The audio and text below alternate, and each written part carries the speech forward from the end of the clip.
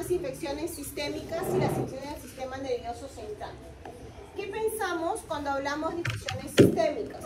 Sí, que están por todo el torrente sanguíneo.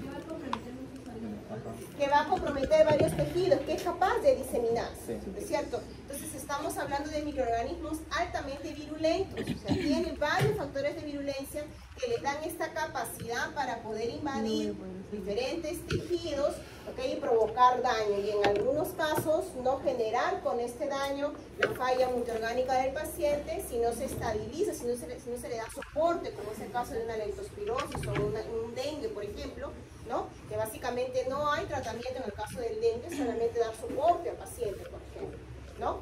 Entonces, estamos hablando de microorganismos que tienen una vía de ingreso altamente contagiosos y en general, cuando hablamos de este tipo de infecciones sistémicas, estamos hablando de varios tipos de enfermedades originadas por varios tipos de microorganismos, no solamente microorganismos, estamos hablando de parásitos, ¿no es cierto? Podemos hablar de virus, bacterias. En general, el enfoque del diagnóstico es un enfoque de tipo sindrómico.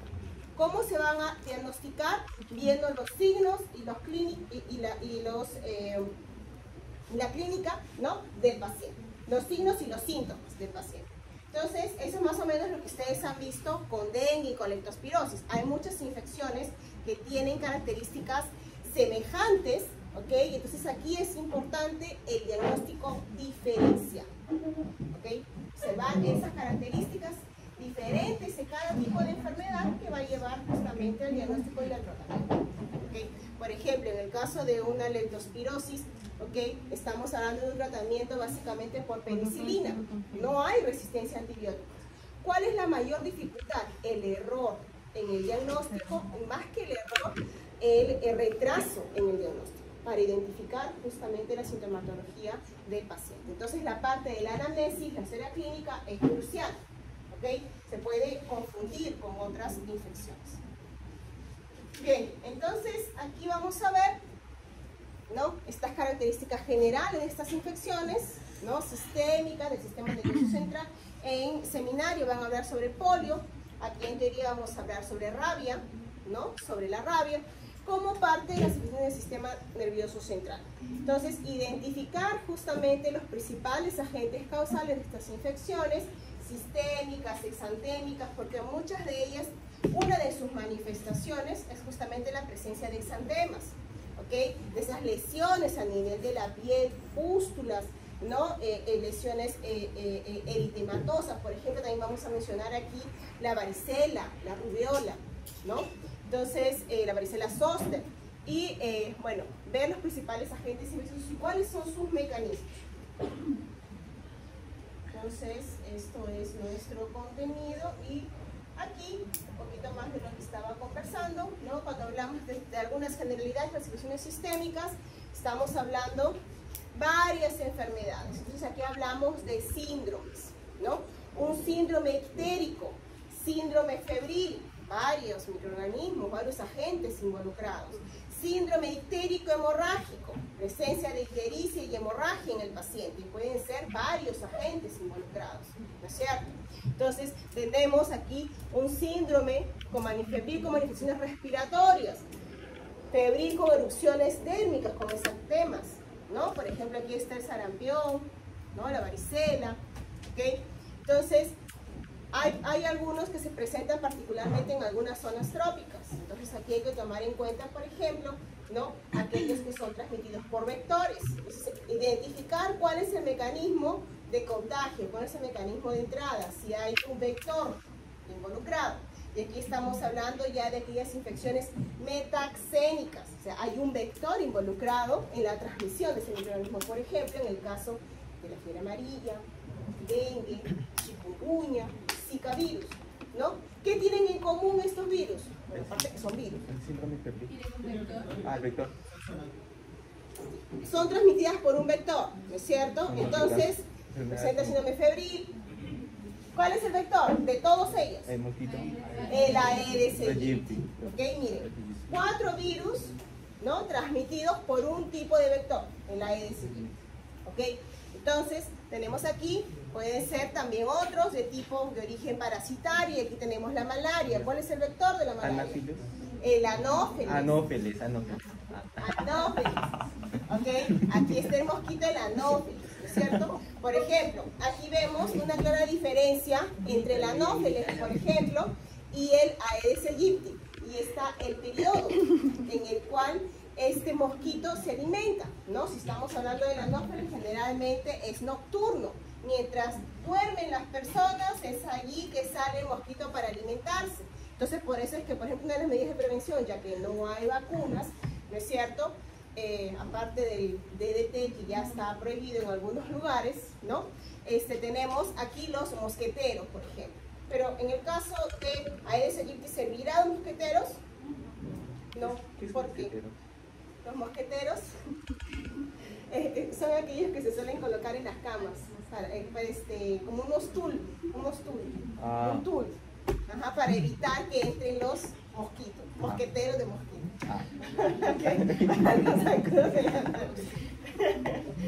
Entonces, bueno, generalmente en zonas de la selva, esto suele colocarse para las personas que duermen, ¿no? Para evitar justamente las picaduras en las noches. ¿Okay? Ahora, pero en el caso del Aedes aegypti, eso no va a resolver mucho. ¿Por qué? Porque el tiempo en el cual se alimenta el mosquito, ¿cuál es? Eso lo han visto en el laboratorio. Es durante el día o el inicio de la tarde. Entonces, allí es cuando ustedes están en su casa haciendo sus actividades normal y ahí se está alimentando el mosquito. ¿Okay? Es diferente de las noches mientras dormimos, ¿no? El horario es diferente.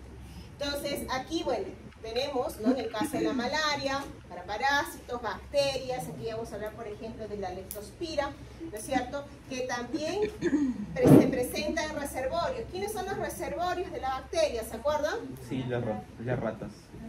En la ciudad principalmente las ratas, los roedores, pero ¿son los únicos? Perros. No, aquí también encontramos a los animales salvajes, ¿no es cierto? ¿Y dónde se encuentra esta bacteria? En la orina.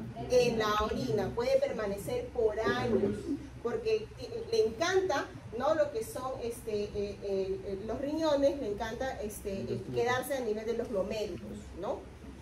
Y ahí se queda por años. Y también es una vía de diseminación en la orina constantemente, ¿no es cierto? Entonces, aquí tenemos, ¿no? La peste, también en laboratorio han visto a la Bartonella, ¿no? La peste originado ¿por quién? Por la Yersinia, ¿no? La Yersinia, ¿cuál especie? Pestis, ¿no? Acuérdense de la peste bubónica, ¿no? Yersinia pestis. ¿Por qué? Porque hemos visto otras Yersinias. ¿Se acuerdan? Las otras Yersinias, primas hermanas de la Yersinia pestis. Gravis. ¿Ah? Gravis. ¿Cómo? Gravis. Gravis, Yersinia gravis, ¿no? ¿No? Muy bien. Lo vimos en la clase de infecciones gastrointestinales y yo les dije, este de aquí es primo hermano de una bien severa. ¿Cuál era? Es el género Yersinia, pero ¿cuál es especie? Enterocolítica y la pseudotuberculosis. Son dos que generan cuadros de gastroenteritis. ¿Okay? Primas hermanas de la Yersinia pestis, pero no son tan virulentas, no generan infecciones sistémicas, generan infecciones gastrointestinales, cuadros de diarrea. ¿Okay? Entonces, aquí tenemos, ¿no? También, y en los virus, bueno, el dengue, chikungunya, zika, fiebre amarilla, ¿no? Aquí también transmitidos por vectores. Entonces, infecciones de tipo metaxémicas. Y aquí comenzamos con una bacteria, ¿no? Que genera aquí una infección asociada a personas que tienen algún antecedente, por ejemplo, mujeres gestantes, por ejemplo, personas inmunosuprimidas y en todo caso también a los recién nacidos. Esta de aquí ya la vimos la semana pasada cuando hablamos de ITU, porque está relacionado justamente a las infecciones de transmisión sexual presentes en mujeres y que tiene una característica esta bacteria. Es tan virulenta que es capaz de atravesar las tres barreras importantes que tenemos de defensa.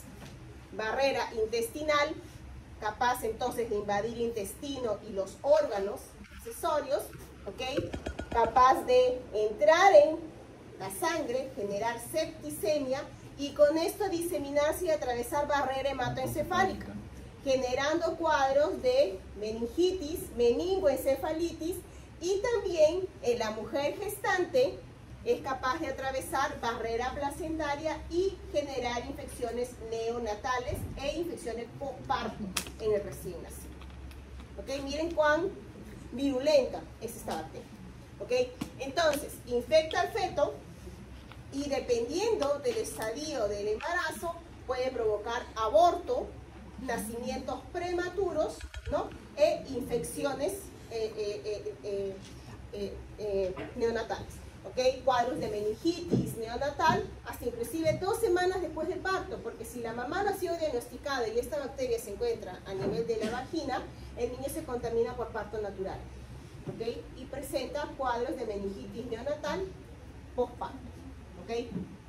Generando un alto índice de mortalidad en los niños. ¿Ok? Entonces vean aquí, ¿cómo se adquiere? Por el consumo de alimentos contaminados. En el caso de las mujeres, por ejemplo, tener mucho cuidado con todos aquellos alimentos de tipo no pasteurizados, de origen lácteo, porque la bacteria puede encontrarse presente. ¿Okay? Leches, quesos, ¿no?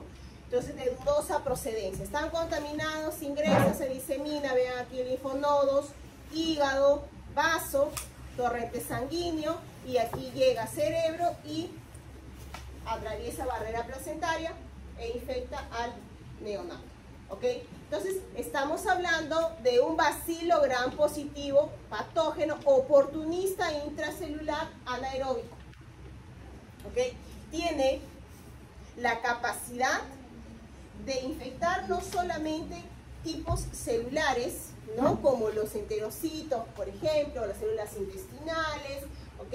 O las células a nivel del vaso, del hígado, sino que también infecta células del sistema inmunológico, como los macrófagos. Y vive dentro de ellos. Se escapa de las vacuolas endocíticas y está muy bien dentro de los macrófagos. ¿Ok? Entonces, aquí tenemos, ¿no? No solamente es responsable de infecciones en el humano, sino también de infecciones a nivel de animales, y eso también está relacionado, ¿no?, a su transmisión. Entonces, tenemos aquí, infectan los modelos de infección presentes, cuadros de gastroenteritis, cuadros de abscesos, septicemia, meningoencefalitis, aborto y enfermedades neonatales. Entonces, ¿cuáles son sus factores de virulencia más importantes en esta bacteria? Bueno, y diríamos que inicialmente sus factores de adhesión. Tiene 2 componentes de adhesión importantes, la internalina A y la internalina B. Estas internalinas, que son sus adhesinas, le dan la capacidad de justamente adherirse, ¿no?, a los diferentes receptores presentes en nuestras células. Dentro de ellos, por ejemplo, la internalina A tiene la capacidad de adherirse a las caderinas responsables de la unión entre las células. Y una vez que se une, invade las células. ¿Ok? A las E-caderinas en todo caso. Aquí tenemos células de tipo no fagocíticas, o sea, células del epitelio. ¿Ok? Entonces, ingresa, se adhiere por sus internalinas, ¿ok?, dentro de las vacuolas endocíticas. Tiene componentes enzimáticos que son conocidas como la listeriolizina O, o sus siglas LLO. Y como su nombre lo dice, listeriolizina O, ¿qué es lo que va a hacer? Va a lisar la pared de las vacuolas, en este caso de los fagosomas. ¿Ok? Entonces, una vez que los lisa, también tiene componentes proteínicos, otros componentes enzimáticos que son responsables, y en eso que se conoce como la ACTA, es una proteína que lo que va a hacer, va a polimerizar la actina del citoesqueleto de la célula que ha invadido. Y con esto va a formar las colas de actina. ¿Para qué? Para propulsión, para moverse. Entonces va a permitirle formar estas colas de actinas para moverse a nivel de los espacios intercelulares. Y de esta manera se escapa de las células que son las centinelas, que serían los macrófagos, los neutrófilos responsables del control en la respuesta inmunitaria. ¿Ok? Entonces, infectan una célula a otra a nivel de los espacios intercelulares, favorecidos por la propulsión generada por la polimerización de la actina, ¿no? Entonces, invade una segunda célula y en esta vacuola endocítica, después que ingresa la célula nueva que ha infectado, también hace uso de su listeriolicina A y de otras enzimas que tiene, que son las conocidas como fosfolipasas. Tiene dos tipos de fosfolipasas, ¿ok? Que en este caso una es la fosfolipasa B y la fosfolipasa A, que con ello va a ayudar a lisar las paredes de las vacuolas, en donde ella está contenida, y escaparse. Y estar muy bien dentro del citoesqueleto, del citoplasma de la célula. ¿Ok? Y así continúa su proceso infeccioso. Entonces, si este es su mecanismo de invasión, ¿no? Y de replicación, ¿ustedes piensan que mecanismos de respuesta inmune mediados por anticuerpos serán útiles para controlar esta bacteria? No, no es cierto, porque es una bacteria de tipo intracelular oportunista. Entonces, anticuerpo no ayuda mucho para controlar. Si estamos hablando de microorganismos que infectan a nivel de la célula dentro de ella, ¿qué células de la respuesta inmune serán importantes? ¿Qué piensas? Los TC8 citotóxicas y las natural killer. Las células TCD8 en la respuesta inmune adaptativa e inicialmente, bueno, también las natural killer. ¿Por qué son importantes en todo caso las células TCD8? Porque están relacionados a la memoria frente a estas bacterias. ¿Ok? Entonces tenemos aquí, justamente, este es un resumen, ¿no?, de lo que estábamos conversando.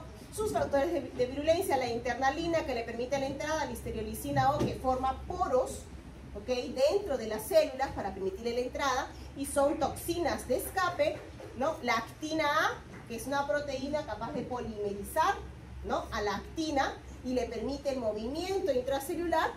Esta partecita de aquí es el resumen de los factores de virulencia, ¿ok? Y aquí sus fosfolipasas, ¿no? Entonces aquí los anticuerpos no funcionan para controlar esta bacteria por toda la patogenia que se está presentando en su mecanismo de infección, ¿ok? Entonces vemos aquí también, ¿no?, sus factores de virulencia.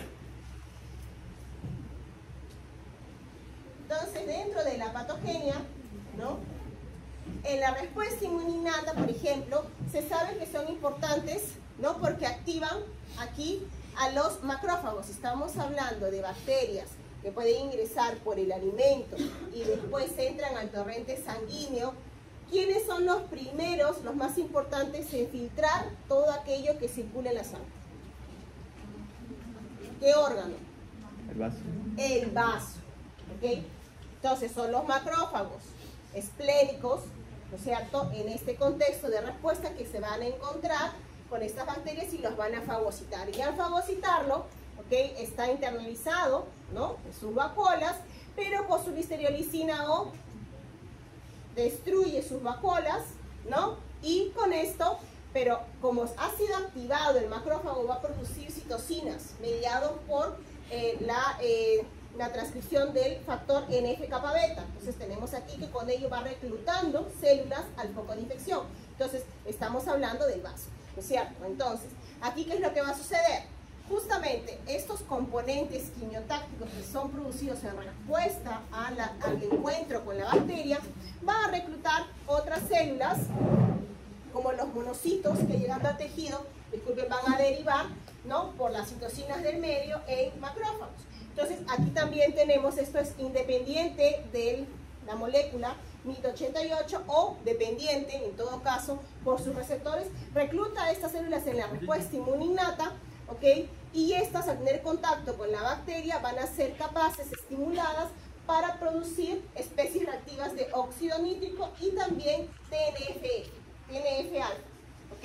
Entonces con esto se genera, ¿no?, los monocitos se van a diferenciar en un tipo de dendríticas, productores de ROS y productores de TNF, ¿ok? Entonces esto va a iniciar lo que es el proceso inflamatorio en la respuesta inmuninnata.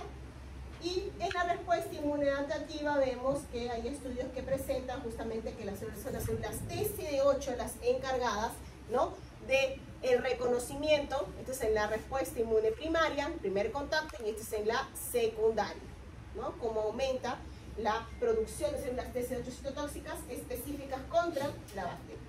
Y aquí lo que sucede en el caso de una infección a nivel del feto y el neonato, adquiridos durante el útero, ¿no? Durante el crecimiento, el periodo de gestación, y que en todo caso si la mamá está asintomática hay contaminación y puede generar una infección postparto. ¿Okay? En todo caso aquí tenemos, se pueden presentar cuadros de meningitis neonatal, y en el caso de las meningitis neonatales el 20% de los casos son originados por la Listeria monocytogenes, ¿okay? Generando lo que son las listeriosis como infección. Entonces aquí tenemos, ¿no? Generalmente meningitis, aquí infección a nivel de la placenta, dependiendo abortos, nacimientos prematuros, ¿no? Cuando hablemos la próxima clase de infecciones neonatales, ¿no? Infecciones obstétricas y neonatales, porque son adquiridas durante la gestación, ¿no? Y postparto, vamos a recordar esta bacteria, y también es necesario que ustedes recuerden estos mecanismos de infección, ¿ok? Porque de repente se puede presentar un casito clínico en donde se da una infección de Listeria monocytogenes, ¿no? Y puede estar asociado a una infección postparto, ¿no? O una infección obstétrica, ¿ok? Entonces aquí vamos a recordar un poco lo que han visto. No, en laboratorio no han hablado de peste, ¿no? Es en seminarios entonces que se habla de peste. Tenemos aquí a la Yersinia pestis, ¿no es cierto? Agente causal, en todo caso. ¿Cómo se transmite la Yersinia pestis? A ver el grupo que va a exponer seminarios. Por la picadura de la pulga infectada, ¿no es cierto? Entonces aquí esta pulga puede estar presente en las ciudades, mayormente son relacionados a los roedores, pero no son los únicos animales que les sirven de reservorios, ¿no es cierto? También están, por ejemplo, aquí, ¿no? Nos colocan, por ejemplo, a los pulgas, ¿no? Los conejillos de India, ¿no? Entonces, tenemos aquí a la pulga infectada. Hay varias fases en una infección por Yersinia pestis, ¿no es cierto? La que está directamente relacionada a la picadura de la pulga, ¿cómo se llama? La peste bubónica. Generalmente se reconoce por la presencia de los bubones, o sea, la inflamación de los ganglios, ¿no es cierto? Se genera un primer bubón, y después cuando la bacteria entra justamente, llega al ganglio linfático, ¿okay? Aquí comienza a diseminarse y ya se comienzan a formar varios nódulos, ¿no? Son las adenopatías que se presentan en los casos clínicos, ¿okay? Después, ¿qué es lo que puede pasar con esta bacteria? Puede generarse la siguiente fase, que es la peste septicémica, que es la que era más conocida, recuerden, ¿será el siglo XVII? ¿No? Siglo XVIII, la peste negra. Ah, ya. La peste negra, ¿no? Entonces, y de allí, una vez que está en el torrente sanguíneo, bueno, puede diseminarse, ¿no? ¿Y cuál es el órgano que escoge? ¿Pulmones? Los pulmones. Y aquí tenemos a la peste neumónica. ¿Un paciente puede fallecer por peste neumónica? Sí. Sí, en 2 días, si no es tratado. ¿Okay? Llega al pulmón y aquí comienza a generar necrosis, piroptosis, apoptosis, en todos los que son las células pulmonares. Esta bacteria es capaz de manipular los mecanismos de muerte de las células. ¿Una neumonía fulminante? Sí, el paciente muere por falla pulmonar y después falla multiorgánica. ¿Okay? Entonces hasta en 2 días. Y por peste bubónica no tratada, 7 días. ¿Okay? O sea, el órgano más afectado severamente son los pulmones. Aquí tenemos de nuevo, pues, ¿no?, a los primos hermanos de esta bacteria. Yersinia enterocolítica, ¿ok?, que se puede adquirir por el consumo de carnes mal cocidas, aquí por ejemplo de los cerditos, ¿no? Y la Yersinia pseudotuberculosis por vegetales, ¿no? Residuos mal lavados contaminados, ¿ok? Entonces generan básicamente los cuadros de gastroenteritis, siendo que la pestis, Yersinia pestis, esta es la capaz de generar infección sistémica.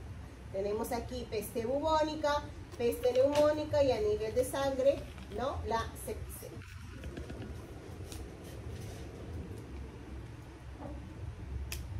Esta diapositiva está relacionada a los factores de virulencia de la bacteria. seminarios lo van a explicar mejor, ¿no? Más a fondo, ¿ok? Pero ¿qué es importante aquí? Tomar en cuenta que cuando hablamos de esta bacteria, sus factores de virulencia se activan con el aumento de la temperatura. O sea, son modulados por cambios de temperatura. Cuando se encuentra con temperaturas más bajas, por ejemplo, ¿okay? Muchos de sus factores de virulencia se encuentran desactivados. Y esto es justamente cuando ingresa, ¿no? Cuando está justamente en su vía de entrada por la picadura de la pulga infectada. A nivel de nuestra piel nosotros tenemos unas temperaturas de 26, 27 grados. ¿Okay? Entonces una vez que la bacteria ingresa de su primer, ¿no? Mecanismo de transmisión, en todo caso por la picadura, ¿no?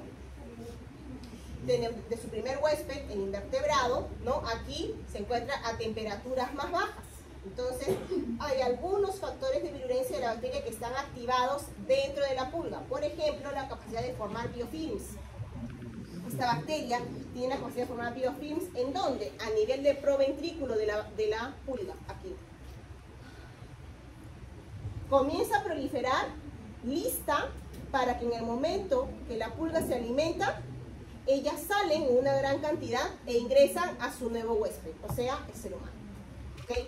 Entonces, vean aquí, ¿no? Entonces, inicialmente tenemos una fase preinflamatoria seguida de una fase inflamatoria. En la preinflamatoria, como su nombre lo dice, no hay proceso inflamatorio porque sus factores de virulencia se encuentran desactivados. ¿Cuáles? Por ejemplo, temperaturas menores de 30 grados tiene bajo su sistema de secreción. Ese sistema de secreción que se conoce con las siglas TTSS está relacionado al conjunto en general de genes que está relacionado a la virulencia. Por ejemplo, mecanismo de escape de fagocitosis. Por ejemplo, inducción de mecanismos de apoptosis. Están relacionados a los genes YO que presentan. ¿Okay? Son varios genes, por eso se conoce como sistema de secreción que contiene varios genes que se desactivan y se activan. Entonces, ¿qué es lo que no tiene tampoco, que después se activan? Los antígenos capsulares. Aquí.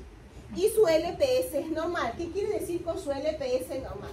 Quiere decir que la bacteria tiene su LPS con una estructura hexacetilada, que básicamente lo que va a ser reconocida por el Toll-like receptor 4 y recluta células del sistema inmunológico, pero no con gran actividad.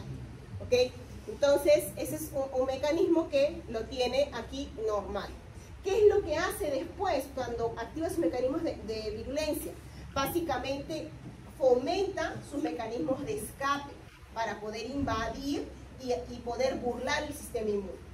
¿Okay? Entonces, y esto lo hace cuando ya llega aquí, por ejemplo, a los linfonodos, ya tenemos temperaturas más altas, nosotros en el cuerpo, 37 grados, se activan todos sus sistemas de secreción, o sea, se activan todos esos genes que son más virulentos, ¿okay? Aumenta la expresión de antígenos capsulares y con esto inhibe, por ejemplo, destrucción por complemento, ¿no? Y aquí su Toll-like receptor es antagonista, o sea, tiene un LPS antagonista al Toll-like receptor. ¿Qué quiere decir? Que su LPS, su lípido A, tiene una estructura modificada, en lugar de ser hexa, es tetracetilada, y con esto el Toll-like receptor no lo reconoce. ¿Okay? De alguna manera, ¿para qué? Para no ser destruido por las células fagocíticas. Entonces, todos estos estudios que se hacen a nivel de estas bacterias que son altamente virulentas generaron la gran pregunta, ¿no? ¿Qué va a diferenciar una bacteria virulenta de una especie dentro de un mismo género, ¿no? Por ejemplo, ¿qué hace que la Yersinia pestis sea más virulenta que la Yersinia pseudotuberculosis, que es menos virulenta, que solamente se restringe a infecciones gastrointestinales, mientras que esta aquí es capaz de generar la muerte a mi paciente en 2 días, por ejemplo? ¿Okay? Entonces, estos estudios se realizaron a nivel molecular con las técnicas, el descubrimiento, ¿no?, de las técnicas moleculares. ¿Okay? Ya se puede ver justamente los diversos genes que están involucrados en cada una de estas bacterias. Y con ello, está la presenta de aquí arriba, se va a evidenciar justamente, no solamente a nivel de Yersinia pestis, sino también, por ejemplo, de las E. coli. Recordemos que cuando hablamos de Escherichia coli, tenemos una E. coli comensal, ¿no es cierto? Una E. coli que forma parte de nuestra microbiota. Entonces, ¿qué va a ser diferente esa E. coli de la E. coli enterohemorrágica, por ejemplo? O de la Escherichia coli enterinvasiva? La presencia, o más bien dicho, la inactivación o la ausencia de algunos genes. Como por ejemplo, esto es lo que se determina como genes antivirulencia. ¿Qué son los genes antivirulencia? Los genes antivirulencia básicamente son aquellos grupos de genes que son incompatibles, ¿no?, con aquellos microorganismos altamente patógenos. Entonces, están activos en una E. coli comensal y están inactivados en una E. coli enterinvasiva o en una Shigella. Está activo en una Yersinia pseudotuberculosis y está inactivo en una Yersinia pestis.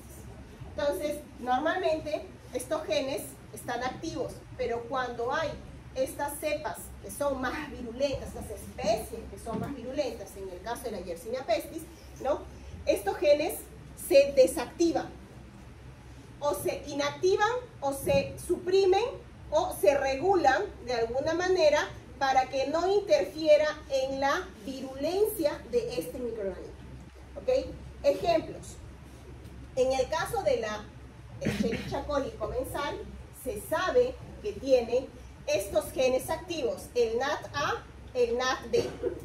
¿Para qué le sirve activo a una E. coli? Bueno, mientras que la E. coli comensal tenga activa estos genes, ella no va a tener los sistemas de secreción que están relacionados a la presencia, por ejemplo, de la intimina, que ayuda a la adhesión, o de estos genes que modulan la invasión de la Escherichia coli enterinvasiva, o tal vez, ¿no?, de la presencia de esos genes que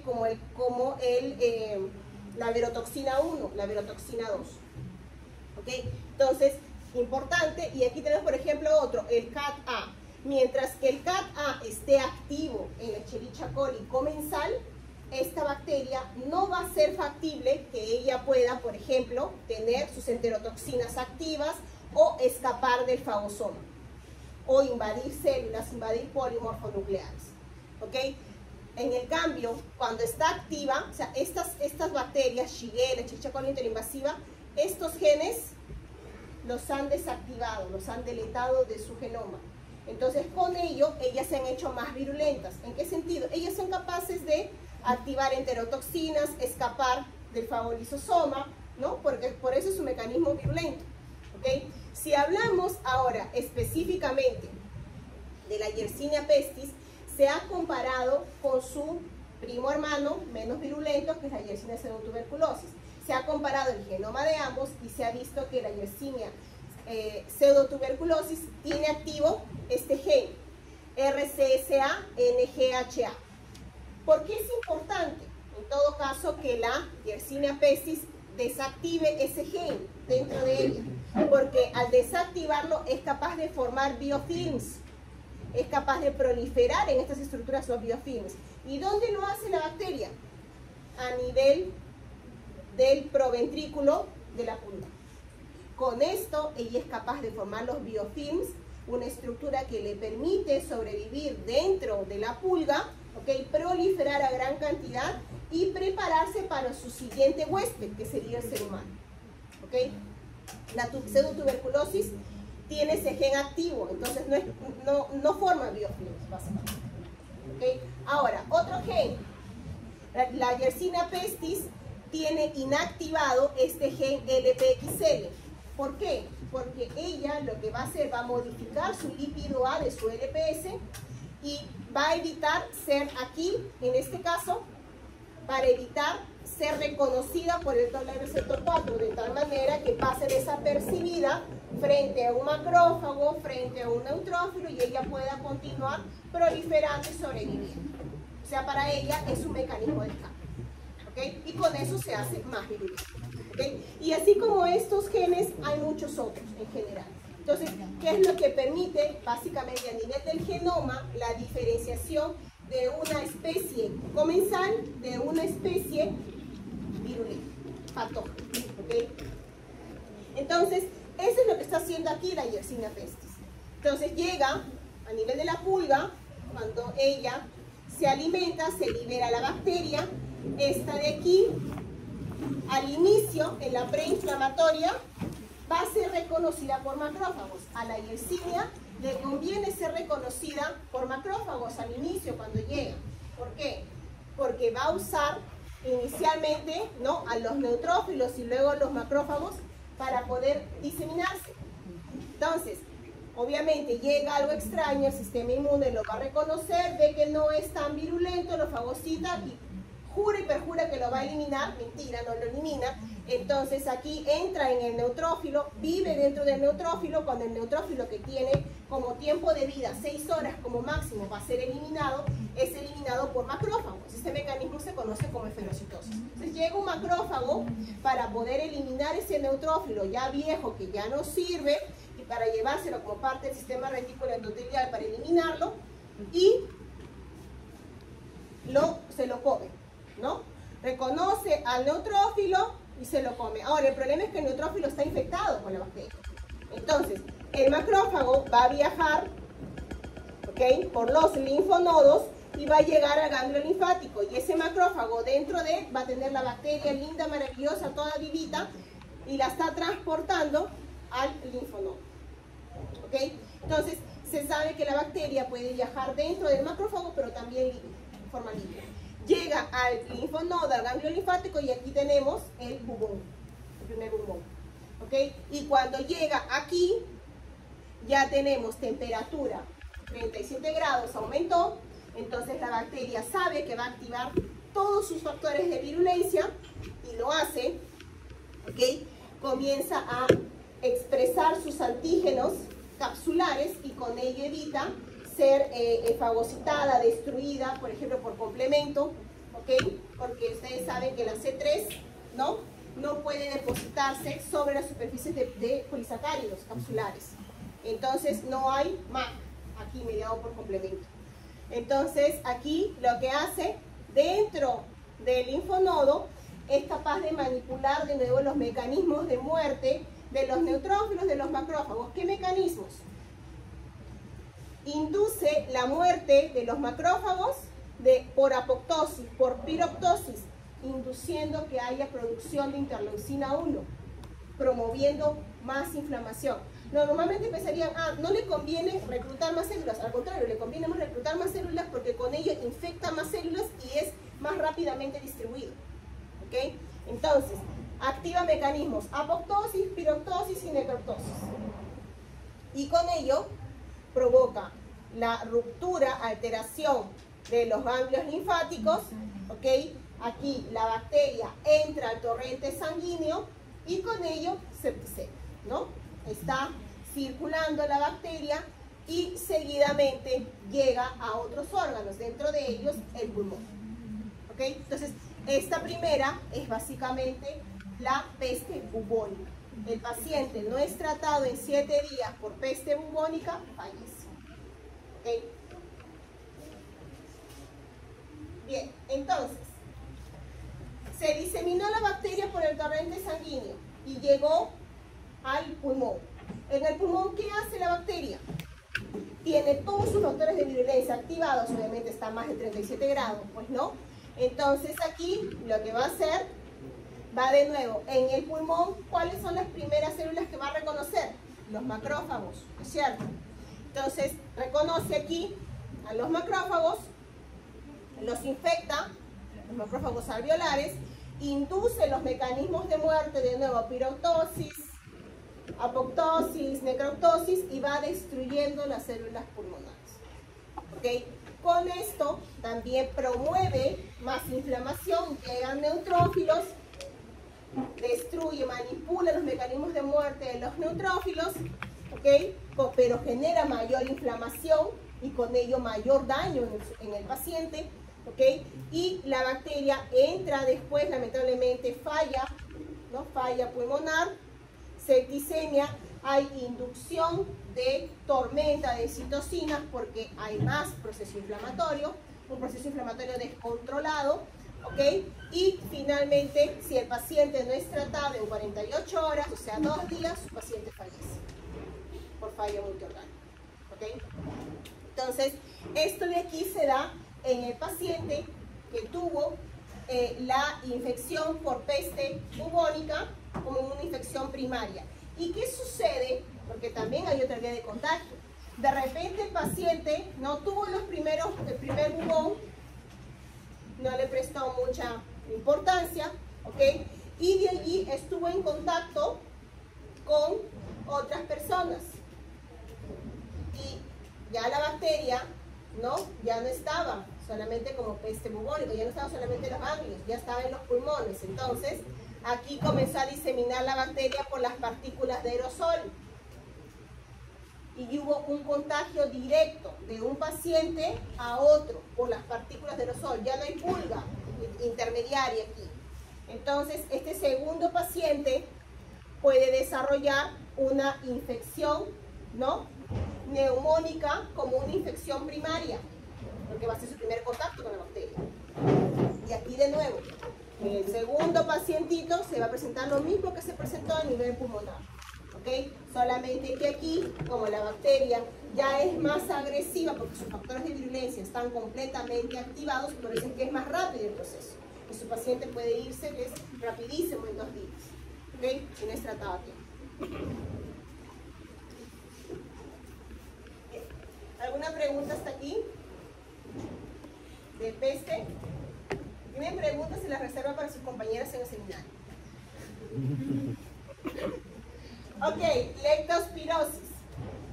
Aquí sí se van a acordar, porque eso ya lo han visto en laboratorio. Okay, inclusive lo han visto también en el caso Gideon de la semana pasada, ¿no es cierto? ¿Qué tipo de infección es una infección por leptospirosis? Zoonótica. Es una infección zoonótica, ¿no es cierto? Tiene varios reservorios y dentro de ellos no solamente los animales, sino también el agua contaminada, ¿no es cierto? Justamente porque las bacterias, ¿qué tipo de bacteria es la leptospira? Una espiroqueta. Una espiroqueta espiralada. Acuérdense de eso porque eso está relacionado a su mecanismo de infección y a su virulencia. Cuando hablamos de la espiroqueta, esta de aquí, esta bacteria, su pared celular tiene varias moléculas que le permite adherirse a nuestra matriz extracelular, es decir, a nuestra fibronectina, colágeno, laminina, ¿ok? Entonces, si la bacteria ingresa por una lesión a nivel de la piel, ¿ok?, lo que más va a tener va a ser matriz extracelular que adherirse, pues. Entonces, una vez que ingresa, se adhiere a nuestros componentes, a nuestra matriz extracelular, ¿ok?, a nuestra fibronectina, laminina, colágeno, y de allí comienza a diseminarse, ¿ok? Entonces, cuando hablamos de la leptospira, normalmente, ¿no?, pensamos en 2 grupos. Una de ellas es la leptospira, ¿no?, interrogans, que está asociada a especies patógenas, ¿no? Alrededor de 3 se coloca aquí especies patógenas. Y la otra es la leptospira biflexa, que está relacionado a aquellas leptospiras que son saprofíticas, o sea, que viven en el medio ambiente. ¿Ok? Entonces, tenemos aquí, bueno, sus factores de virulencia están basados, sus componentes de sus lípidos, el LPS, ¿ok? Y es una bacteria que genera infecciones que afectan, vean aquí, hígado, riñón, pulmón, vasos sanguíneos, conjuntiva, ¿ok? Por eso está relacionado a cuadros de hemorragia, porque una vez que genera cuadros de infección vasosanguíneo, vasculitis, así te presenta un cuadro de hemorragia, ¿ok? O cuadros de neumonitis, que son los más fulminantes. ¿Ok? Entonces, tenemos aquí, por ejemplo, se ha observado, se ha mencionado también, que no es necesario que el paciente presente una lesión a nivel de la piel para permitir la entrada de la bacteria. También estaría asociado al tiempo prolongado de estancia de las personas en el agua. Recuerden que cuanto más tiempo estamos sumergidos o estamos en una superficie húmeda, nuestra piel se vuelve más blandita. Precisamente comienza a arrugarse, ¿okay? Entonces, esta característica a nivel de nuestra piel, ¿no?, podría permitir la entrada de la bacteria rápidamente. Por eso es que hay muchas profesiones, en el caso aquí, por ejemplo, las personas que trabajan, los jornaleros que trabajan en las cosechas de arroz, pasan mucho tiempo, ¿no? Sus extremidades, sus pies, sus piernas en exposición directa sin ningún tipo de cuidado en el agua. Y si esta agua está contaminada con orina de animales contaminados con la bacteria, podría permitirle la entrada de la misma. ¿Okay? Entonces, sin necesidad de que haya alguna lesión. Normalmente siempre se tenía que tener un corte para entrada, pero justamente el tiempo de exposición prolongado al agua puede fomentar que sea la vía de entrada. Y también puede entrar por la conjuntiva también, ¿no? ¿Okay? Entonces, el laboratorio han visto, hay profesiones de riesgo, hay factores de riesgo. ¿Cuáles son?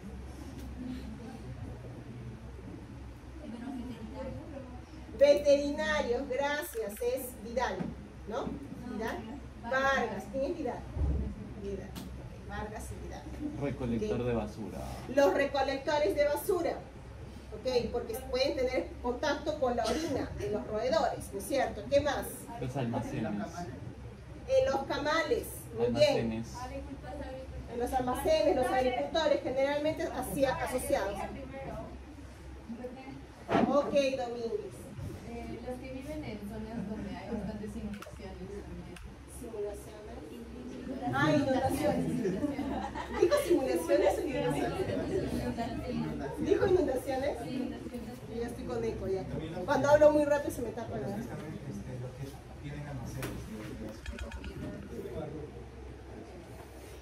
Por eso es que hay que tener mucho cuidado a veces con el consumo de productos enlatados, ¿no? Porque esos productos enlatados a veces también están mucho tiempo en los almacenes. ¿Y qué es lo que hay más en los almacenes de stock? Nuestros amigos aquí, que le hacen la mayor pesadilla. Hace como uno sueña que es enorme, ¿no? Unos roedores. Ok, entonces aquí vemos, ¿no? Los diferentes tipos de animales, roedores, animales salvajes. Aquí cuando el agua está contaminada, ¿no es cierto? Vean aquí. Entonces generan las mismas patologías que generan el ser humano, son presentadas en los animales. Entonces también una profesión de riesgo, como mencionaron muy bien los veterinarios, ¿ok? Pero también por ahí se olvidaron el personal militar. ¿Pero cómo? Por las inundaciones, pues. Ah. ¿Quiénes van? ¿Quiénes van a las inundaciones? Para rescatar los bomberos, pero no van precisamente cuando hay desastres naturales, hay un huaico. ¿Quiénes van? No son los bomberos que son destacados, son ese personal militar que vaya para hacer los rescates, para llevar las cosas, ¿no? Los víveres, ¿no? Entonces aquí en este caso, por la exposición justamente, ¿no? Porque ¿quiénes son los que mejor sobreviven cuando hay inundaciones? ¿No ven unas cabecitas chiquititas así nadando y un sonidito? Roedores, pues, un roedor. Es mi mayor pesadilla. Creo que tanta película. Ok, entonces aquí conoces esos roedoritos. ¿Le tiene miedo a las ratas? ¿Ah? ¿Le tiene miedo a las ratas? A las ratas. Sí.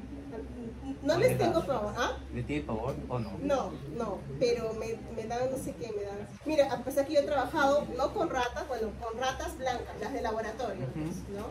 Las de ojitos, ¿no? Cerrojitos, pero más que nada con los ratoncitos. Debe ser por eso que a veces yo tenía pesadillas, he sacrificado tantos animales. Que uno de mis jefes en una ocasión me dijo, Sheila, ay, todo se regresa. ¿Te has dado cuenta cuántos animales has sacrificado? Sí, pero era por el bien de la ciencia, ¿no? Entonces, para ver los modelos de infección no se puede hacer en humanos, directamente. Hay que ver los mecanismos en animales. ¿Sí? Bien, entonces, aquí, ¿no? Estamos viendo los diferentes tipos de animales y en ellos también puede generar las mismas infecciones que genera en el ser humano. Ahora, justamente, dependiendo del tipo de infección, del tiempo, porque la infección está relacionado justamente el tipo de muestra que ustedes van a solicitar a sus pacientes. Eso lo han visto en laboratorio, ¿no es cierto? En la primera semana, ustedes van a solicitar ¿qué muestra? ¿Dónde está la bacteria? En sangre, ¿no es cierto? O en el líquido cefalorraquídeo, ¿ok? Después de eso, ¿dónde va a estar la bacteria? En la orina, ¿no es cierto? Hasta la semana 4 más o menos.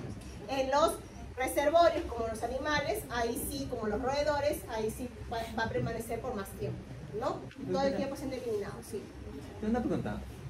Me causó mucha curiosidad saber por qué, tipo, como ciertas bacterias como estas no causan tanto daño en lo que son sus reservorios. Por ejemplo, en los ratones, no les causa problemas a nivel renal ni hepático, simplemente se queda ahí sin hacer nada. O sus factores de virulencia no se activan o tienen mejor sistema inmunológico que el ser humano.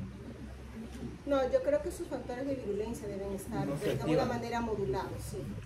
Pero es como no- que saben, acá no lo mato, pero luego llega un humano y al humano lo mato. En el caso de la leptospira no sabría decirte, pero en el caso, por ejemplo, lo que les expliqué antes de la Yersinia pestis, o sea, sus factores de virulencia están modulados con temperatura y su anterior vector, sus temperaturas son bajas, entonces en esa temperatura sus factores de virulencia están desactivados. Entonces, pero cuando pasa al ser humano requiere temperaturas más de 30 grados para poder activarse. ¿Okay? De repente eso también sucede con el caso, por ejemplo, de los otros tipos de microorganismos. O sea, es que cada uno es diferente, ¿no? Entonces, estoy pensando aquí, asociando que de repente en el caso de los roedores su temperatura es diferente de la nuestra, obviamente. Entonces, de repente, o también tienen algunos componentes, ¿no?, que le permiten la entrada, pero que no permiten su activación al máximo, que requieren una vez que llegan a su hospedero final, que en todo caso seríamos nosotros, ¿no? A pesar de que también es cierto que, por ejemplo, en algunos casos de algunos protozoarios como el toxoplasma, por ejemplo, el ser humano lamentablemente estamos en el medio del camino, porque su hospedero final son los gatos, no somos nosotros. Entonces, pero en ellos no les genera las patologías, en nosotros sí. Entonces, debe haber algo, sí, debe haber algo que tienen que hace que sea alterado en algún tipo de huésped diferente. ¿Okay? Y eso cambia obviamente de especie a especie. ¿Okay?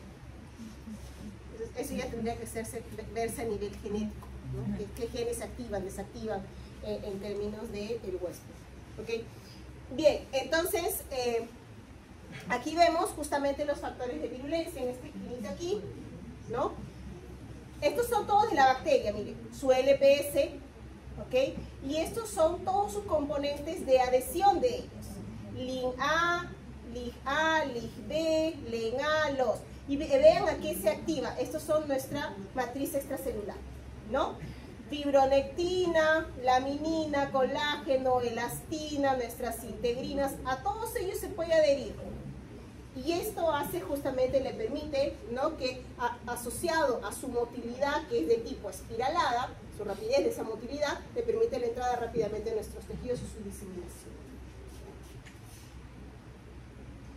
Entonces aquí tenemos, ¿no?, la patogenia. En la presentación clínica sabemos que el 90% de los casos son anictérios, o sea, no hay ictericia, ¿ok? Ahora, el 10% presenta, 15%, disculpe, presenta la enfermedad más rara que lleva a ser lo que es el síndrome de Weil, ¿no es cierto? Que ese es el característico y el más grave, pero no todos se presentan con ese tipo de manifestación clínica, ¿ok?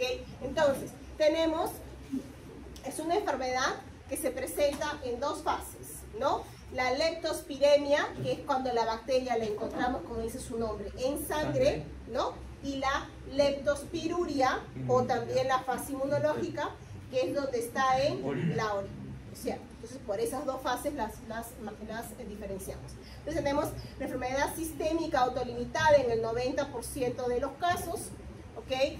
Y la enfermedad con potencial grave, 10%. De estos, lo que tiene mayor índice de mortalidad es a nivel de los pulmones. Pero como vemos, puede infectar varios órganos, ¿no? A nivel del hígado, a nivel de la conjuntiva, muscular, meninges, ¿ok? Cuadros de neumonía, a nivel renal y a nivel del endotelio está relacionado a los cuadros justamente de hemorragia, ¿no? Los cuadros de vasculitis.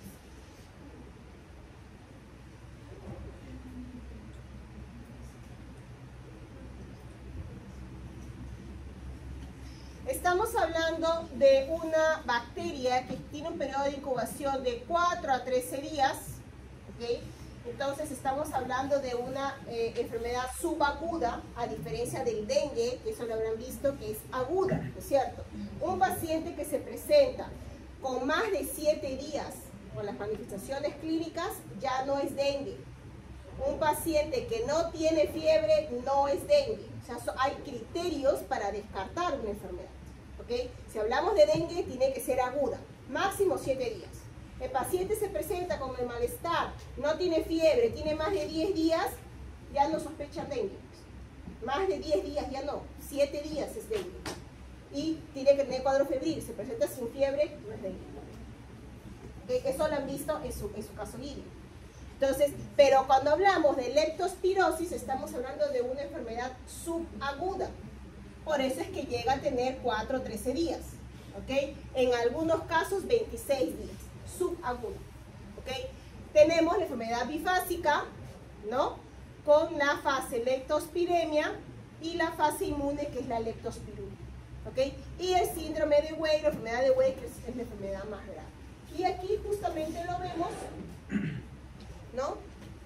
Tenemos aquí en la primera semana, la bacteria se encuentra en sangre o en líquido cefalorraquídeo asociado a los cuadros de meningitis, ¿no? En los reservorios puede presentarse por años, este es el mayor problema, ¿ok? Y en las personas hasta 4 semanas en la orina. Entonces, después, ¿no? Básicamente para hacer investigación, el cultivo de sangre, ojo, hacemos cultivo de sangre para rutina, para detección de leptospirosis, que han visto en laboratorio. No se hace de rutina. ¿Ok? Entonces recuerden que el único lugar en donde se hace el cultivo para detección es en el INS, que es la prueba de MAT. ¿Ok? No se hace de rutina. Entonces aquí lo que se hace básicamente es toma de muestras de sangre, ¿no? Para detección de anticuerpos, ¿no? Y PCR, ¿ok? Entonces, leptospiremia y leptospiremia. Bien. Entonces, aquí vamos a hablar un poquito de las infecciones de tipo exantémicas. Básicamente, las que tienen esta manifestación, ¿no? Los diversos tipos de lesiones en la piel. Eritemas, púrpuras, máculas, pápulas, vesículas, pústulas. ¿Okay? Entonces, cuando hablamos de los exantemas, puede estar asociado no solamente de tipo infeccioso, ¿okay? También por medicamentos, una reacción a un medicamento, o como parte de una infección sistémica. O sea, no puede ser solamente algo localizado en la piel, de repente es parte de una infección sistémica, como es el caso de la varicela, por ejemplo, ¿no? Del sarampión, la rubiola, ¿ok? Entonces, aquí tenemos, ¿no? Las principales que se tienen de esta clasificación de los exantemas clásicos desde la infancia, ¿no? Sarampión, fiebre escarlatina, rubiola, algunas que ya no se ven más, ¿ok? Eritema infeccioso, la raciola infantil, y dentro de ellos tenemos aquí colocado algunos tantos que ya lo hemos escuchado a lo largo del curso, ¿ok? Y que algunos de ellos tienen vacunas, ¿ok? Por ejemplo, el Coxsackie lo hemos escuchado en infecciones respiratorias. Recuerden que está asociado principalmente a infecciones en niños pequeños, que les presentan, que se manifiestan justamente con lesiones a nivel de la garganta, dificultad para comer, para engolir, dependiendo, o si no en las palmas de las manos, ¿no? En los bracitos. Ese genera, ¿Qué le decían la de pie, mano, boca? Pie, mano, boca. Ajá, ese es en los niños, ¿no? Ahora, aquí tenemos sarampión, rubiola, varicela zoster, la parotiditis, dengue, fiebre amarilla. De estas, las que tienen vacuna, sarampión, rubiola, la varicela, ¿no? Que la secundaria es la zoster, parotiditis y la fiebre amarilla. Y esto de aquí es todo lo que ya hemos visto antes, en esta clase número 5, ¿no? Entonces, las diferentes vacunas de la varicela, ¿no? La triple, sarampión, parotiditis, rubiola, sarampión, rubiola, y aquí la antiamarilla, ¿no? Ahora, aquí, bueno, las enfermedades por complicaciones que se pueden presentar cuando no son inmunizadas las personas. Entonces, ¿cómo se da una infección sistémica por sarampión?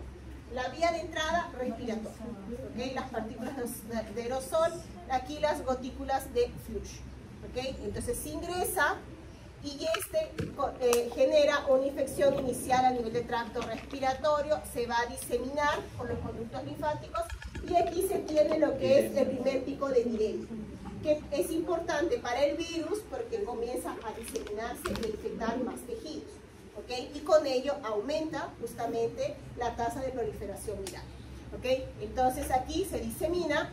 ¿Y a qué tejidos puede infectar? Conjuntiva, tracto respiratorio, urinario, vasos sanguíneos, sistema linfático, sistema nervioso central. ¿Okay? Entonces, se ve que afecta células del endotelio y células del sistema inmunológico también. Entonces, con esto presentan las lesiones cutáneas. Aquí llega a presentarse unas lesiones cutáneas, afectando queratinocitos. ¿Okay? Entonces, se ve que se genera una... se supera la fase más crítica y se genera memoria.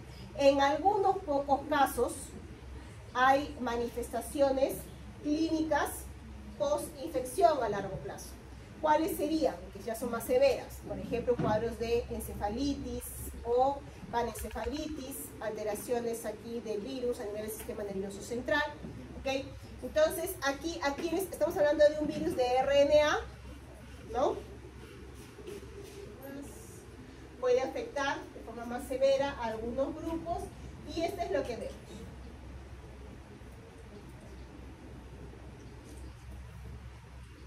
Tiene manifestaciones clínicas, es la triada, ¿no? Que se da inicialmente, ¿okay? Que lo tenemos por aquí, al inicio, ¿no? La conjuntivitis, coriza y tos, ¿no? La picazón, la tos y la alteración de la conjuntiva. Y también inicialmente lo que son las manchas de Koplik, que son unas manchas blanquecinas en la parte del paladar, ¿no? Esto se presenta donde, aquí los puntos blancos, las manchas de Koplik inician a partir del día 2, esto es inmediato, ¿no? Se caracteriza el sarampión por un cuadro de fiebre alta, fiebre de 39 a 40 grados centígrados, ¿okay? Presenta fiebre alta. Ahora tiene un periodo de incubación de 6 a 19 días y aquí tenemos, una vez que se diseminan en las manchas de Koplik, las lesiones cutáneas, ¿ok? Y con esto se genera ya la activación de la respuesta adaptativa. Y con esto tenemos aquí anticuerpos IgM, células T, CD8 citotóxicas y anticuerpos neutralizantes de tipo IgG.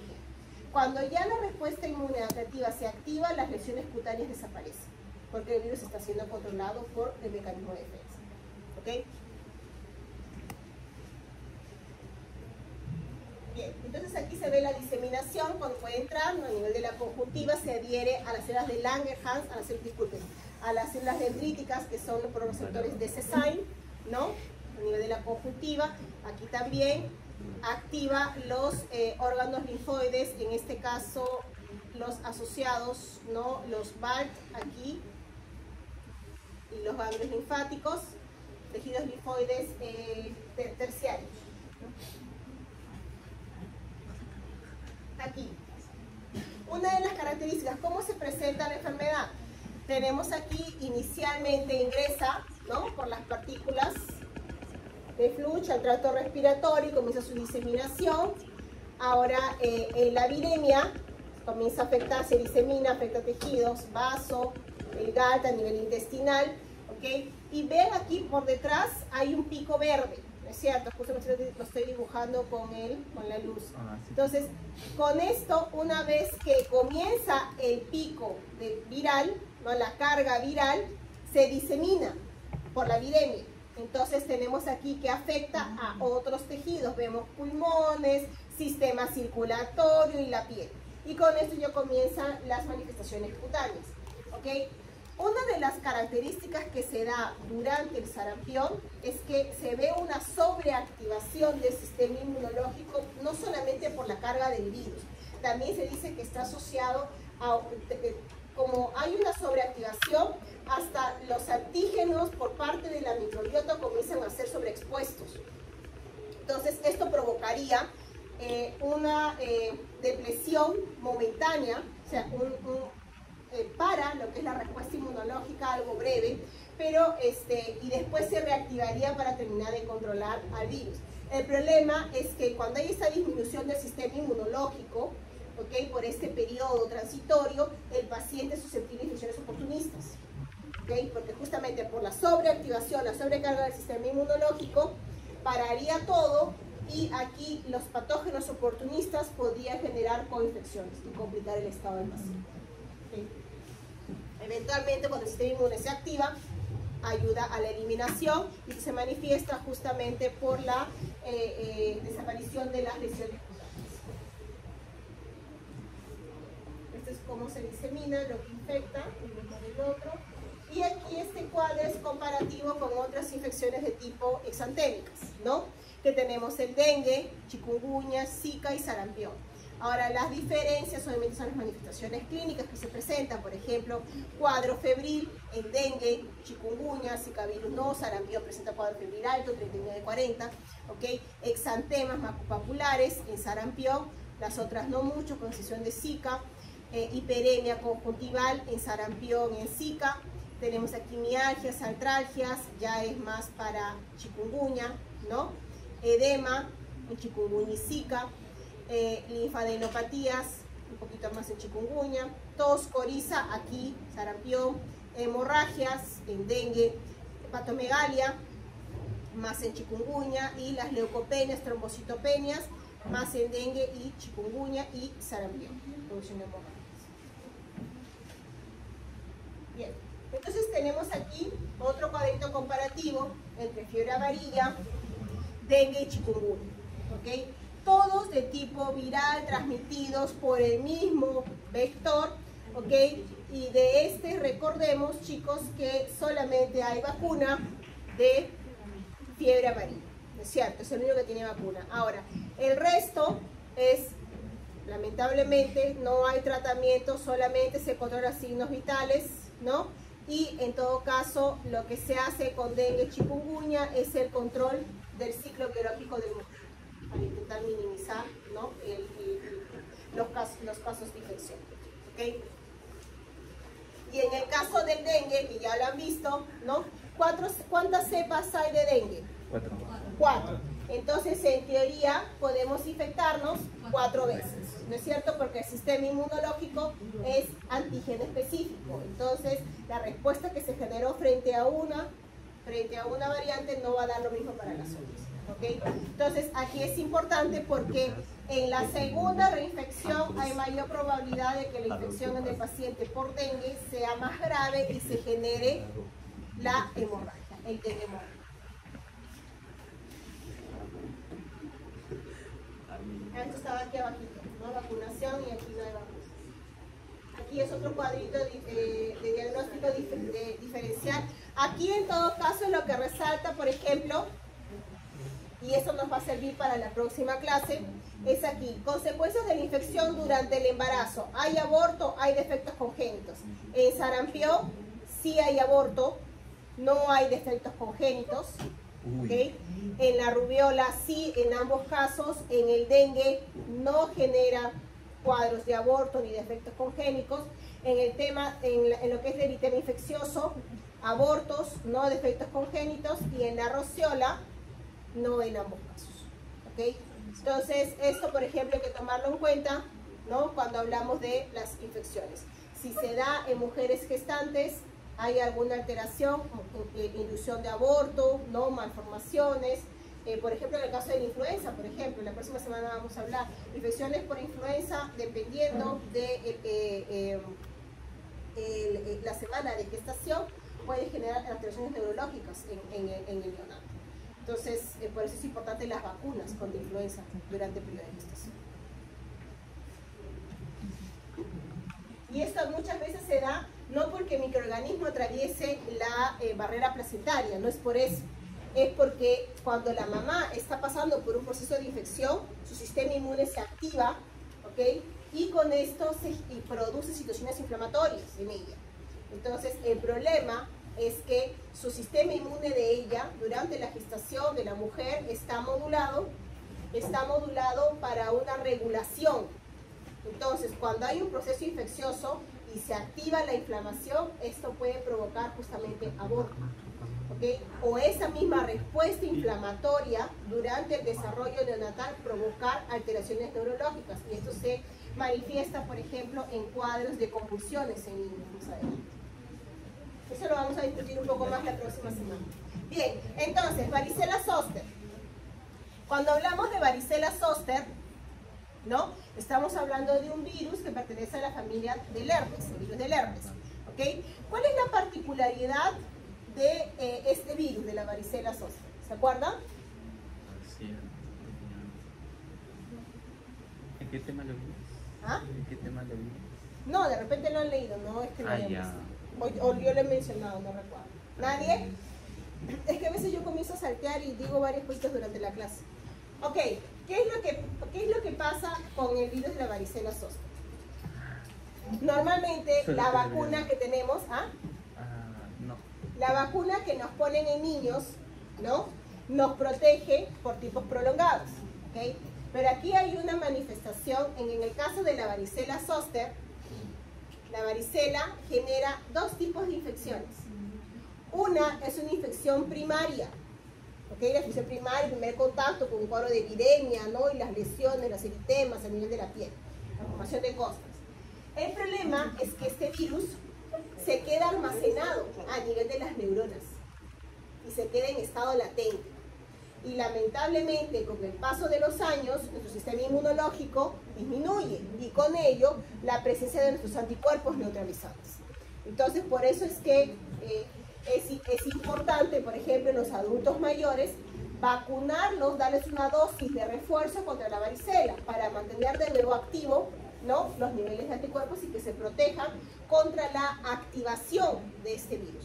Porque constantemente, en su forma latente, aquí, constantemente el virus se activa, pero siempre va a coincidir con nuestros anticuerpos protectores, entonces nunca se va a dar la manifestación clínica. ¿Cuándo se da la manifestación clínica? Cuando nuestros anticuerpos bajan y el virus activa. ¿Okay? Y ahí se da el segundo pico de viremia, que se conoce como zoster, que son lesiones herpéticas en solamente un lado del cuerpo, que generalmente le da a los adultos mayores de 80 años, 85 años. ¿Okay? ¿Nunca lo han escuchado? ¿No? ¿No han tenido ningún abuelito, tío, tía, adulto mayor que haya presentado este tipo de lesiones? ¿No? Bueno, este de aquí es la varicela zoster.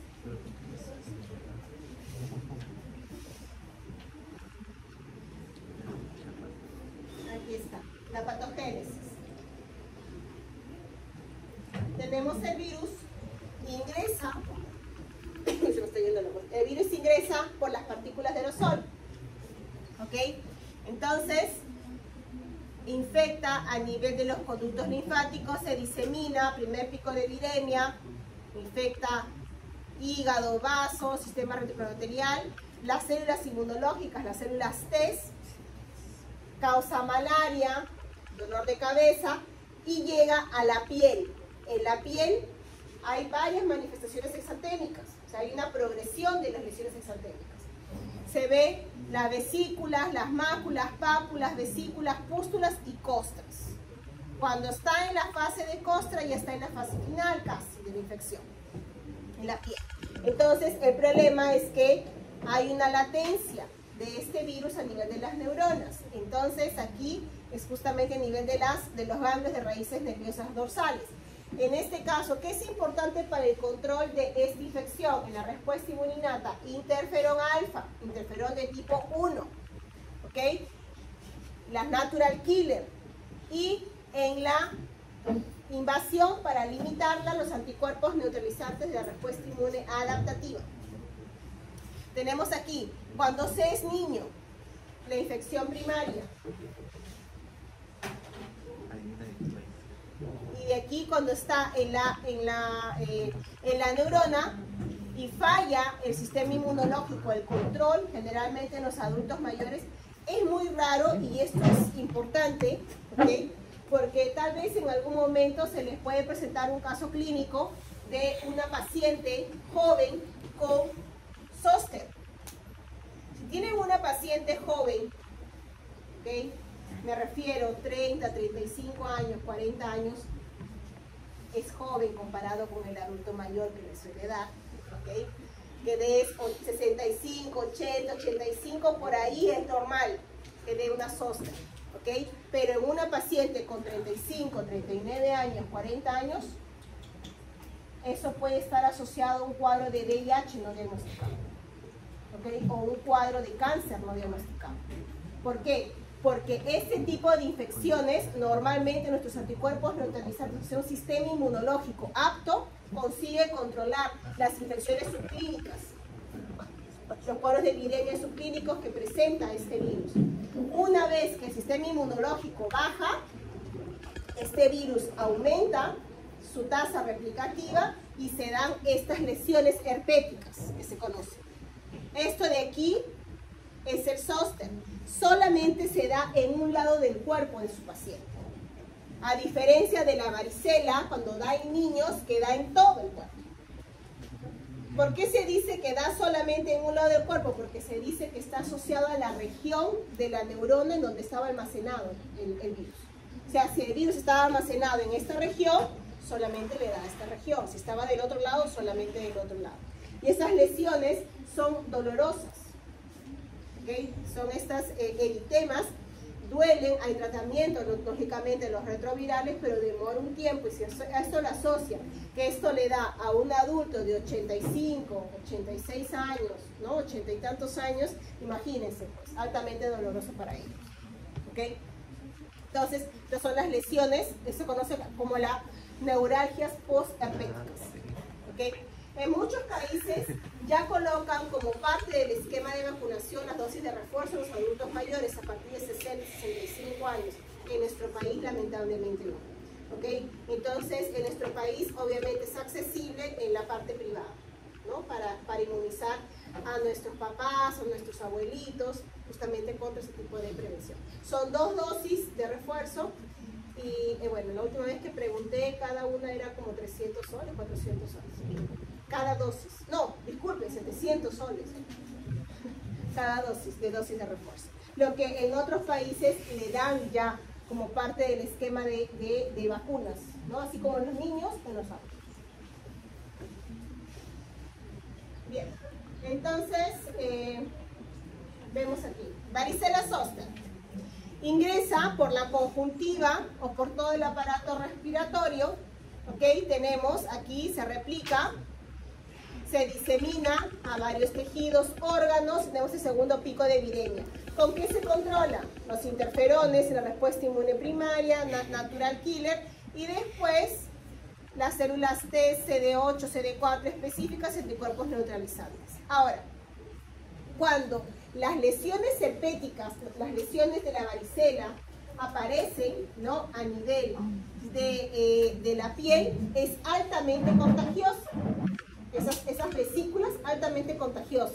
Entonces aquí, ¿no? El periodo de contagio se da cuando aparecen las lesiones en la piel, y ya no es contagioso cuando aparecen las costras, ¿no?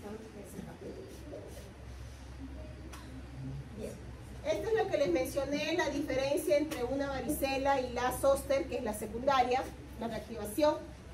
Tenemos aquí la varicela, el primer pico, en los primeros días. Se cura, ¿no? Y con ello, obviamente, comienzan a aumentar los anticuerpos neutralizantes. Vean estas líneas suspensivas. Estamos hablando aquí, para abajo, el individuo susceptible, para arriba, el individuo apto, con sistema inmunológico apto. Entonces, mientras el virus que está en las neuronas se va reactivando todo el tiempo, inmediatamente todo el tiempo se va reactivando, si el individuo está en una etapa del sistema inmune apto, no va a tener manifestaciones clínicas. Pero, miren, eso pasó meses después de la primera infección, años después de la primera infección. Todo el tiempo se reactiva el virus. Pero lamentablemente, si en un periodo coincide con una alteración del sistema inmunológico de su paciente, ¿okay? En el caso de los adultos mayores es más común, ¿no es cierto? se genera el segundo pico de viremia, que esa es la SOSP, que puede presentarse, como les mencioné, 70 años, 80 años, 85 años, adultos mayores. ¿Ok? Entonces, eso es lo que se conoce en todo caso. Por eso es que es importante, y los menciona aquí, las dosis de refuerzo y las vacunas. Y estas manifestaciones, estas reactivaciones, ¿no? Estas reactivaciones es lo que se conoce como las reactivaciones subclínicas.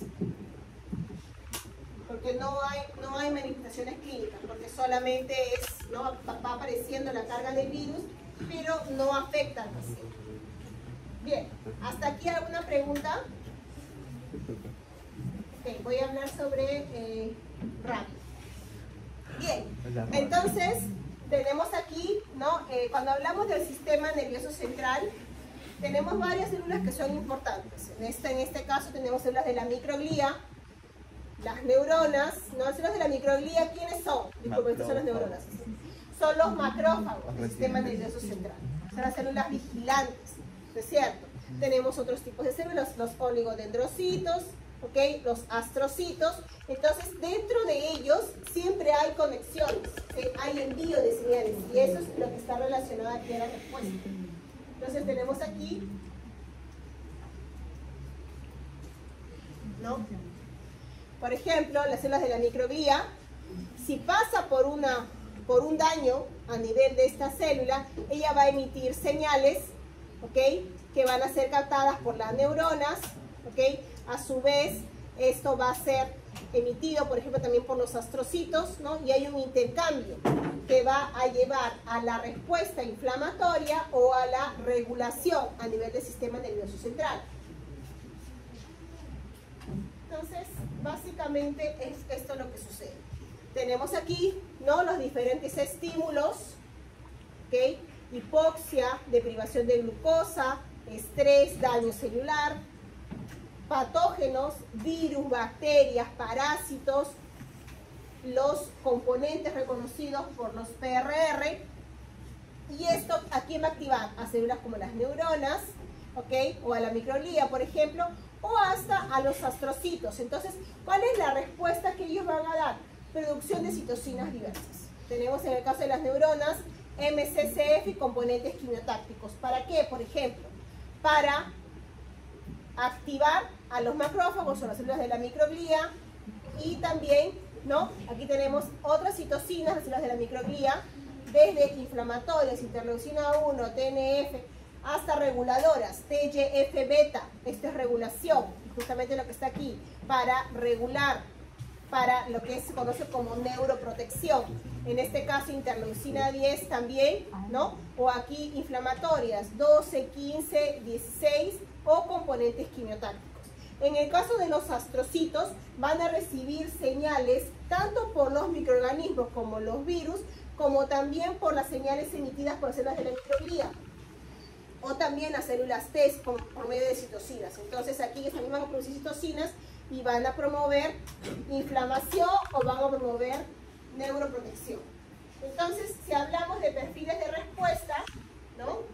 Así como lo hemos visto a nivel de la respuesta periférica, aquí también hay varios perfiles de respuesta de las células T a nivel del sistema nervioso central. Entonces, tenemos aquí la TH1, que está relacionado a neuroinflamación, TH2, la atenuación de esa neuroinflamación, TH17, neuroinflamación, y T reguladora, la atenuación de esa neuroinflamación, o sea, la neuroprotección, ¿no? Entonces, ¿qué es lo que sucede cuando hay una infección por microorganismos, como es en el caso del virus de la rabia? En el caso del virus de la rabia, una de las características es que estamos hablando de un virus que tiene un periodo de incubación grande. ¿Okay? Entonces vean aquí, de 2 a 18 meses. En promedio puede variar de paciente para paciente, 2 meses. ¿Okay? Entonces aquí se habla de medidas profilácticas post-exposición. Las medidas profilácticas antes de la exposición se suelen dar a personas que tienen un riesgo de exposición, por ejemplo, personas que trabajan con animales rabiosos, ¿no? Con un potencial rabioso, que tienen contacto con animales salvajes, ¿ok? El resto de las personas tomamos lo que son las medidas profilácticas post-exposición, ¿ok? Entonces, aquí es un virus transmitido por vertebrados de sangre caliente. La transmisión, en la mayor incidencia, es por la mordedura. Usualmente, ¿no?, en medios urbanos, por la mordedura de animales como los perros, en todo caso. Pero en áreas rurales, otros tipos de animales también, ¿no? Animales salvajes inclusive. Entonces, puede ser por trasplante corneal, por mucosas, heridas, saliva, está asociada a la mordedura, y raramente por el aerosol. El sitio más común de la mordida, donde suele suceder, es las piernas, pues no en el talón, las piernas, ¿ok? Es a donde apuntan, ¿ok? Pero dependiendo del sitio de la mordida, las medidas profilácticas cambian. También eso ya les había mencionado antes en otros ejemplos, pero aquí lo vamos a recordar. Entonces, el virus es inoculado y va a ir ascendiendo, ¿no?, por los ganglios dorsales. Por eso es que va llevando un tiempo.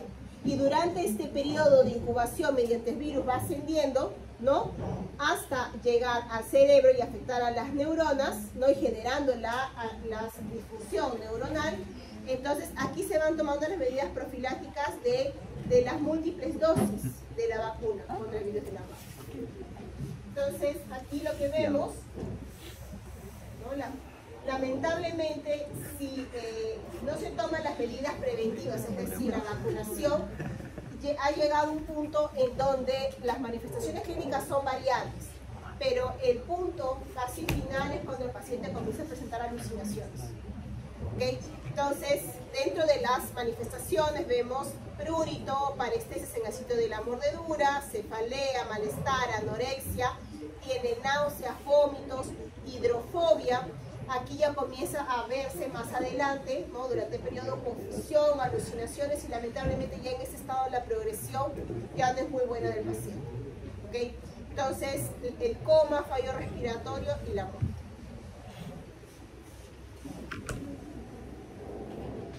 Este es el virus. El virus, recuerdan, lo mencionamos cuando hablamos de los tipos de virus. Es un virus en forma de bala. ¿Okay? Pertenece a la familia de los Rhabdoviridae. Tenemos aquí, ¿no?, es un virus que tiene como material genético ARN, ¿ok?, tiene una membrana lipídica, sus factores de virulencia, glicoproteína G, las fosfoproteínas, aquí tenemos sus nucleoproteínas y su matriz, ¿no?, las proteínas E. Tenemos por este lado aquí las características del virus, rhabdovirus, ¿no? Pertenece a la familia de los Rhabdoviridae, la especie lentivirus.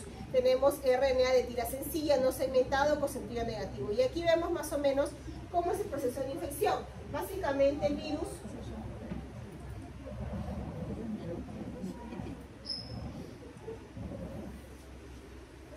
va a ingresar, ¿no?, por su entrada se va a adherir por su glicoproteína G, por eso es importante la presencia de anticuerpos neutralizantes contra esa glicoproteína G.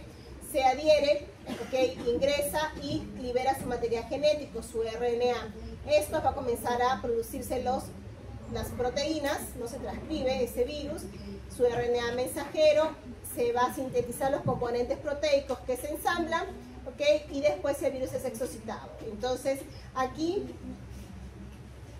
¿cuáles son las medidas profilácticas? Dependiendo del sitio de la mordida, si la mordida es en los miembros inferiores, entonces las medidas profilácticas post-exposición, ¿okay?, sería básicamente la vacuna, que puede ser administrada por vía intramuscular o intradermal. Cualquiera de los dos se ha probado funcional. Ahora, si el sitio de la mordida es básicamente lo que se conoce como una categoría 3 de exposición, que en este caso incluye las mordidas a nivel de la cabeza, del cuello, de la cara y genitales, se encuentra en la categoría 3, en donde no solamente se le va a administrar la vacuna conteniendo el virus, ¿no?, atenuado, sino también se va a administrar inmunoglobulina, ¿okay? Entonces se le va a dar, ¿no?, una inmunización activa y una inmunización pasiva. ¿Ok? Entonces, esa fue pregunta de examen, creo. Sí. Inmunoglobulina, inmunización pasiva. ¿Por qué? Porque lo que se requiere inmediatamente es neutralizar al virus.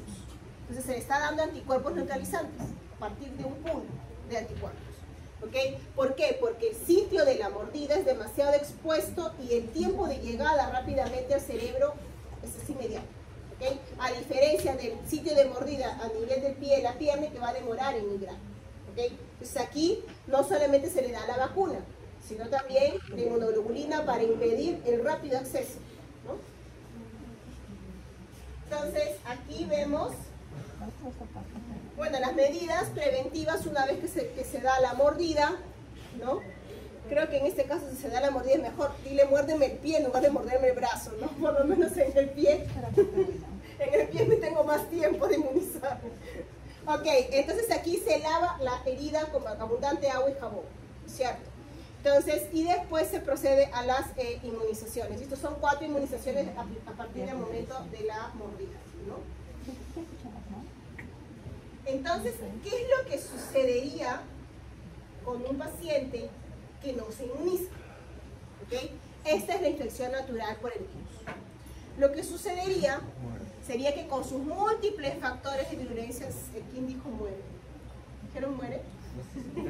Pero tiene 99% creo de tasa de mortalidad. Porque si una chica se salvó porque le inducieron al coma o algo así. Pero se muere casi todo. El que no se muere es caso de estudio. Ahí se cae bien el laboratorio. Ajá. Ok, chicos. Entonces, miren. Todos los factores de virulencia que presenta. Básicamente lo que va a hacer el virus es inhibir la respuesta inflamatoria, que va a generar regulación y lo que es antiinflamación. En lugar de generar una TH1, va a generar una TH2. O en lugar de que haya presentación de antígenos por la exposición de moléculas como MHC, va a inhibir la expresión de moléculas de MHC. O peor todavía, va a llevar a apoptosis a las células natural killer, TCD4, TCD8. O sea, todas mueren por mecanismos inducidos por el virus. Por lo tanto, no hay respuesta inmune. Por eso es que para la persona que es infectada y que no tiene la inmunización, es prácticamente es afectada totalmente por el virus. Lo vemos aquí.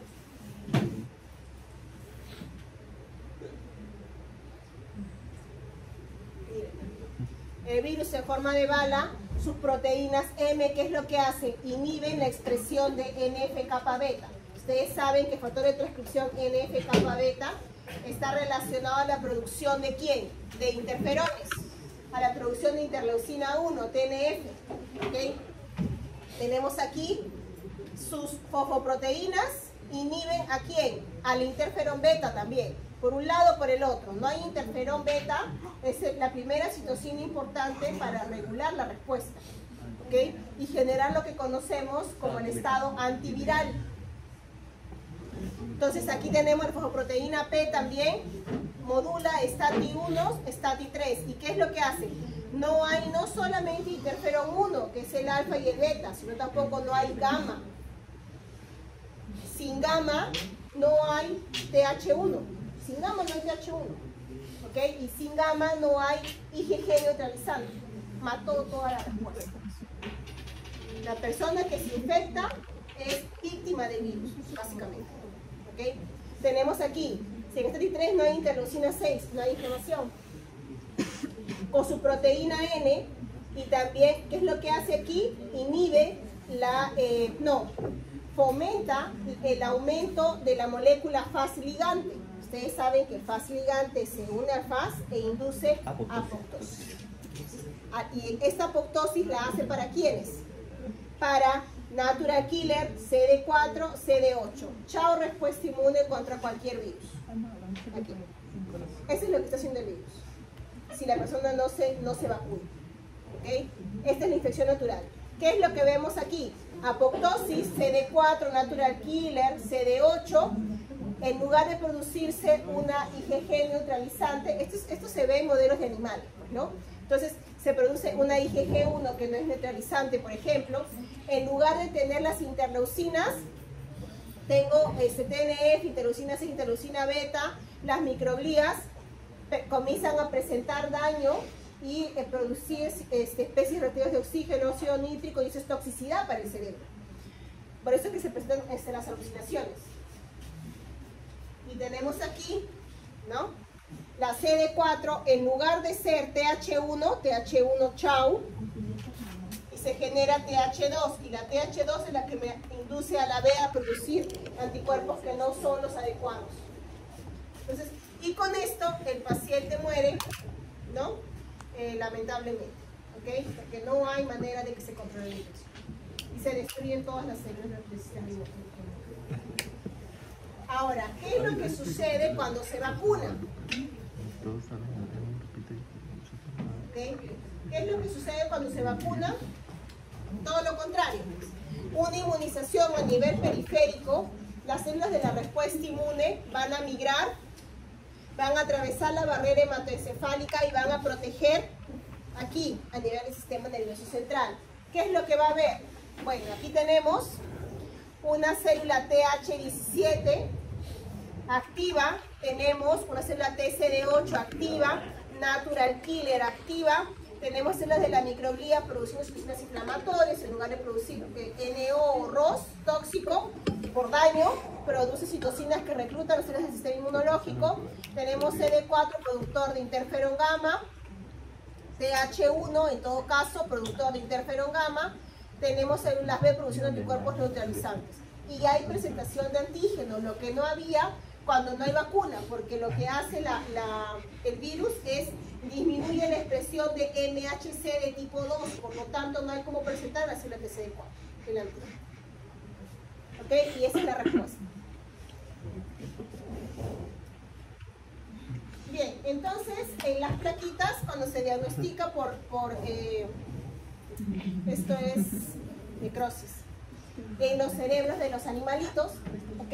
Lo que se ve, por ejemplo, aquí, ¿no? El tejido, por fluorescencia, tejido infectado contra el virus, y este es el no infectado, que es el control negativo, ¿no? Entonces, por necropsia en el cerebro de los animalitos infectados, se visualiza así las marcaciones, ¿no? ¿Ok? Esto es a nivel de las células de Negri, ¿no? Los corpúsculos del tejido infectado. Muy bien, eso sería todo. ¿Alguna pregunta? ¿Hasta aquí? Ok, entonces el grupo 1, chicos. A ver, antes de finalizar, una pregunta. Acude a la consulta externa un paciente adulto mayor de 70 años de edad, quien refiere aparición de lesiones vesiculares que inician en región del torso izquierdo y que siguen el trayecto del nervio intercostal hasta localizarse finalmente en la región anterior del hemitórax izquierdo. Muy doloroso, lo que refiere como quemazón. En relación al diagnóstico más probable, responda a la alternativa. Sí. Sí. Sí, ¿no? ¿Están de acuerdo? Sí, es la C. No, no es la C. 0. Ah, la A, obviamente. ¿La B? 0. El que me dijo A, el que me dijo C, 0. La D. La D. 0. La D. La D. La F. La única que les queda, la B después. Ah, la B. Ay, Jesús, miren. 0. Todos tienen 0 que están perdidos. Ya ven. Y todos se dejaron guiar por arriba y dijeron sí. No, sí, no. sí. Se quemaron todos. Todos van a estar con quemazón ahí ya. ¿Con qué pasó? Era la B. ¿Cuál es la alternativa más adecuada? Ah, es que vi 70 años y me confundí. La infección primaria es la varicela zoster. Es secundaria. Esa es la secundaria. La primaria es varicela. Ni siquiera saben de lo que estoy hablando, ¿no? Ya lo revisan. Lo revisa. ¿Qué pasó? Ahora ya sé que les voy a preguntar sobre varicela. Que a veces Que no hemos pasa escuchado cuando nada de sucede.